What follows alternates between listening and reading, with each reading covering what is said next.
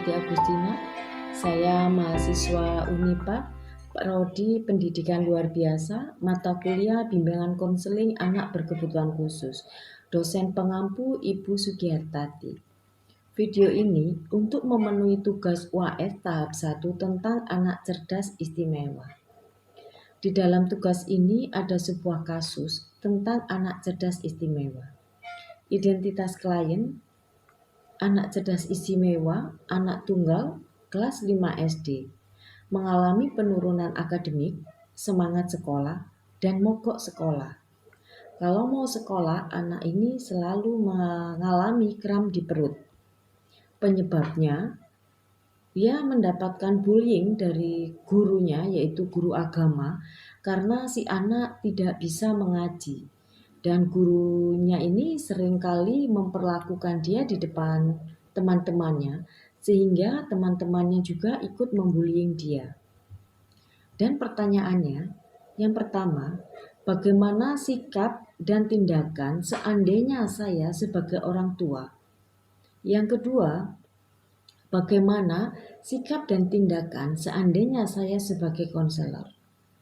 Dan yang ketiga, bagaimana sikap dan tindakan jika seandainya saya sebagai kepala sekolah di tempat anak cerdas istimewa tersebut bersekolah? Sebelum masuk ke dalam kasus dan menjawab pertanyaan, maka kita akan membahas dulu tentang apa itu anak cerdas istimewa. Anak cerdas istimewa atau sering kita sebut sebagai gifted children adalah anak dengan kemampuan yang menonjol di atas rata-rata sehingga dia seringkali mendapatkan prestasi. Anak cerdas istimewa ini berhubungan dengan akademik dan mempunyai komitmen yang tinggi terhadap tugas. Dan kreativitasnya juga tinggi. Dan ini diawali atau dimulai sejak dini. Ciri-ciri dari anak cerdas istimewa, yang pertama adalah anak tersebut aktif berkomunikasi atau berbicara. Kemampuan verbalnya baik sekali dan itu dia lakukan sejak dini. Yang kedua, memiliki rasa ingin tahu yang tinggi tentang ilmu pengetahuan. Dan anak cerdas berbakat ini mempunyai hobi bertanya, yang kadang-kadang menurut kita itu tidak penting. Yang ketiga, anak cerdas berbakat cepat dalam berpikir dan dalam merespon kata-kata. Kemudian dia langsung melakukannya. Yang keempat, anak cerdas berbakat ini mempunyai daya ingat yang tinggi. Memorinya sangat kuat. Meskipun kejadian itu sudah lama sekali, dia tetap ingat. Yang kelima, anak cerdas berbakat ini senang sekali berimajinasi dan ini ditunjukkan atau tampak dalam hal-hal melakukan suatu pekerjaan yang mana kreativitasnya sangat tinggi sekali. Yang keenam, anak cerdas berbakat selalu menonjol di bidang akademik. Dan yang ketujuh, anak cerdas berbakat atau anak cerdas istimewa memiliki keingintahuan yang sangat tinggi terhadap hal yang baru. Mari kita membahas tentang kasus di atas. Kasus yang pertama, seandainya saya sebagai orang tua, yang mempunyai anak cerdas istimewa. Seandainya saya sebagai orang tua, maka saya akan mencari tahu apa itu cerdas istimewa. Baik melalui browsing di internet maupun saya akan mengikuti berbagai macam seminar tentang yang menyangkut tentang anak cerdas istimewa.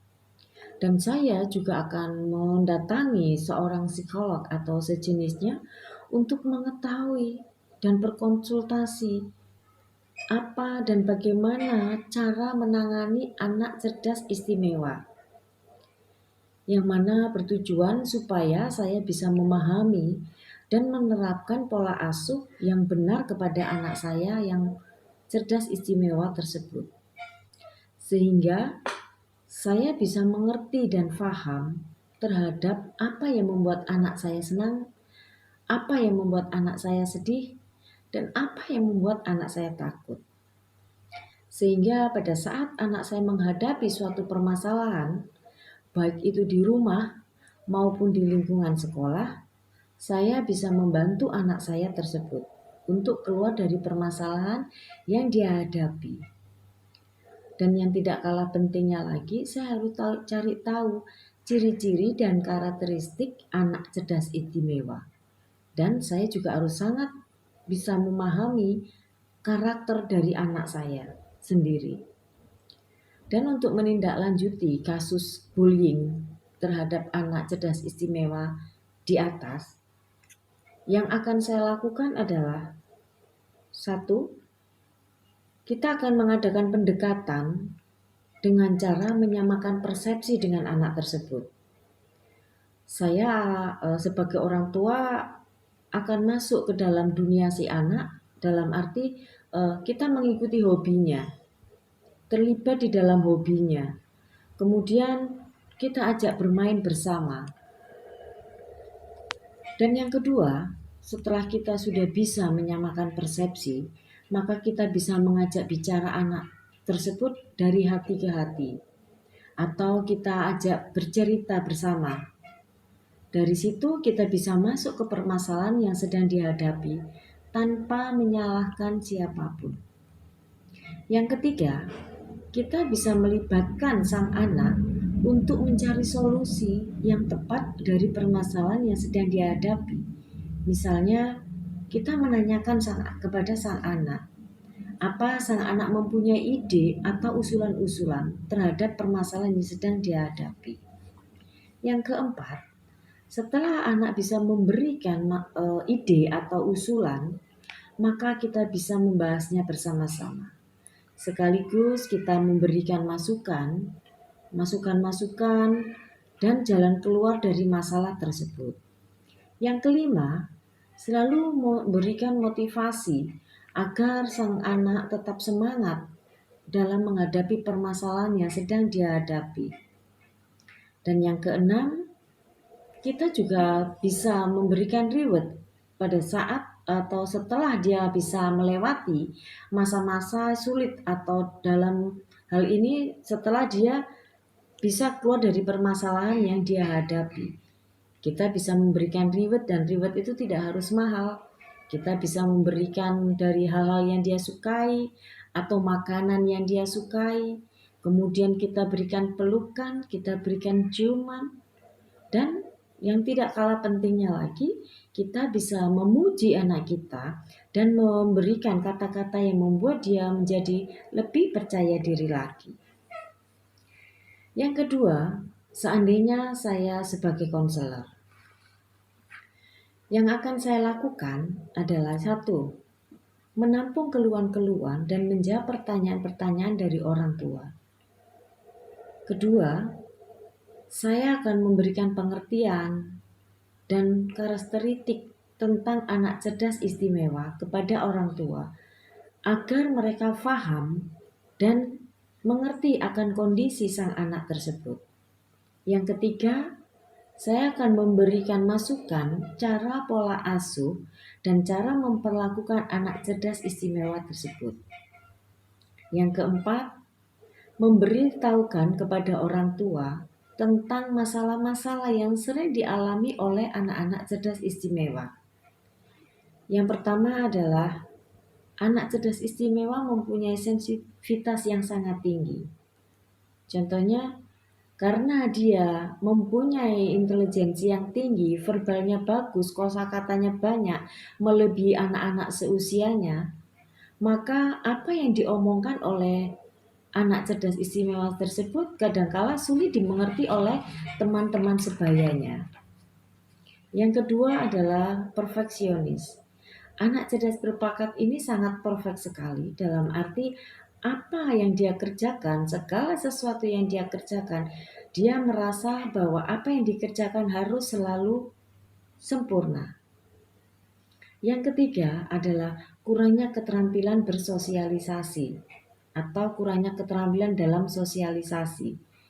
Karena anak-anak cerdas berbakat ini merasa bahwa temannya itu tidak sepadan dengan dia karena kurang dalam berkomunikasi kadangkala mereka tidak nyambung, sehingga anak cerdas berbakat ini lebih sering menarik diri atau menyendiri. Yang kelima, mengadakan konseling perkembangan yang berguna untuk mengembangkan bakat yang dimiliki oleh si anak cerdas berbakat atau anak cerdas istimewa. Yang keenam, mengadakan konseling sosial pribadi yang bermanfaat atau berguna untuk masalah-masalah yang bersifat sosial yang sering kali dihadapi baik di rumah maupun di sekolah. Kemudian yang ketujuh adalah mengadakan konseling karir yang bermanfaat untuk mengarahkan ke jenjang yang lebih lanjut lagi. Pertanyaan yang ketiga adalah, seandainya saya sebagai kepala sekolah yang di mana anak cerdas istimewa tersebut sekolah di tempat saya. Kalau saya sebagai kepala sekolah dan di sekolah saya ada anak yang cerdas istimewa, maka saya akan mensosialisasikan anak cerdas istimewa ini kepada warga sekolah. Warga sekolah tersebut adalah guru, wali murid, kemudian murid, dan petugas sekolah. Tentang ciri-ciri dan karakteristik anak cerdas istimewa, supaya warga sekolah bisa mengerti dan memahami anak cerdas istimewa tersebut. Dan saya juga akan menyediakan guru bimbingan konseling atau guru BK yang kompeten di bidang anak berkebutuhan khusus. Bisa kita ambil dari mahasiswa lulusan dari psikologi atau dari pendidikan luar biasa atau PLB. Agar kita tidak salah dalam memperlakukan mereka baik secara sosial maupun secara akademik. Dan dengan adanya guru BK tersebut, maka para guru bisa berkonsultasi mengenai kendala-kendala yang seringkali mereka hadapi terhadap anak cerdas istimewa tersebut. Dan kalaupun ada permasalahan seperti di atas, maka kita bisa mengajak bicara atau diskusi dengan guru yang bersangkutan, sehingga kita bisa memberikan solusi kepada guru tersebut dalam memberikan materi, baik itu akademik ataupun sosialisasi kepada anak cerdas istimewa tersebut. Terima kasih.